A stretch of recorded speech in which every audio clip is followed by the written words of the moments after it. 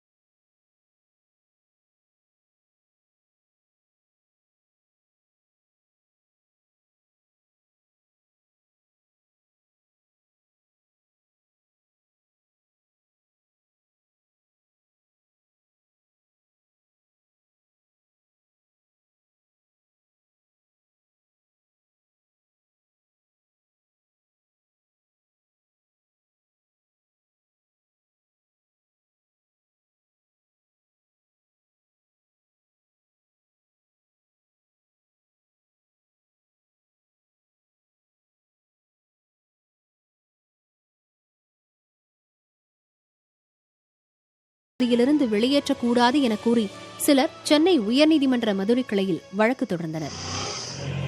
அந்த வழக்குகளை தள்ளுபடி செய்து நீதிமன்றம் உத்தரவிட்டிருக்கும் நிலையில் மலைவாழ் மக்களை வெளியேற்றுவதற்கான நோட்டீஸை வனத்துறை வழங்கி வருகிறது. நிலத்தை விட்டு வெளியேறு, காட்டை விட்டு வெளியேறு, இங்கே இருக்கக்கூடாதுன்றாங்க. நான் எங்கள் ஜீவனாடியே அதான் 2 மர வட்டம் வச்சிருக்கோம், தோப்பாயிருக்கு, வேற காடெல்லாம் இல்லை. முந்திரி, உலகு, கொட்டை முந்திரி, எலுமிச்சை வச்சு வாழ்ந்துக்கிட்டு இருக்கேன். அந்த விவசாயத்தை விட்டு வேற பொழப்பில்லை எங்களுக்கு. 2 ஆடு மாட்டை வச்சு எனக்கு கஞ்சி குடிச்சிக்கிட்டு இருக்கேன். அரசாங்கம் வந்து வெளியேற்றுனது. இதை விட்டுட்டு வெளியேறி எங்கெல்லாம் போய் என்ன வேலையும் செய்ய முடியாது, எந்த இடத்துல இருக்க முடியாது. அதே எங்களுக்கு வாழ்வாதாரம். இப்போ நாங்கள் திகைச்சு போய் நிற்கிறோம். எங்களுக்கு அந்த இடத்துக்கு பட்டாவை கொடுத்துட்டு மீதி இடத்த வனப்பகுதி ஆக்குறதுக்கு எங்களுக்கு விவசாயிகளுக்கு எந்த ஆட்சேபனும் இல்லை. அந்த வனப்பகுதியை நாங்கள் விவசாயிகளே பாதுகாப்பு பண்ணுவோம், அந்த அளவுக்கு நாங்கள் இருக்கோம். ஆனால் யார் விவசாயின்றது 2 ஏக்கர் 3 ஏக்கர் யாரும் கிடையாது. 50 ஏக்கர் வச்சுருக்காங்க, 10 ஏக்கர்லாம் கிடையாதுங்க. அங்கே இருக்கிற விவசாயிகள் அந்த 10,000 20,000 விவசாயிகளுக்கு 2 ஏக்கர் 3 ஏக்கருக்கு மேலே இல்லைங்க. அதில் தாங்கள் குடியிருந்து வரும் மற்றும் விவசாயம் செய்து வரும் பகுதி தங்களுக்கு சொந்தமானது என்பதற்கான ஆவணங்களை அளிக்க வேண்டும் என்றும், தவறும் பட்சத்தில் 15 நாட்களுக்குள் இடத்தை காலி செய்ய வேண்டும் எனவும் குறிப்பிடப்பட்டுள்ளது. நிலத்தை காலி செய்யாத பட்சத்தில் அது பறிமுதல் செய்யப்பட்டு அரசுடைமையாக்கப்படும் எனவும் தெரிவிக்கப்பட்டுள்ளது.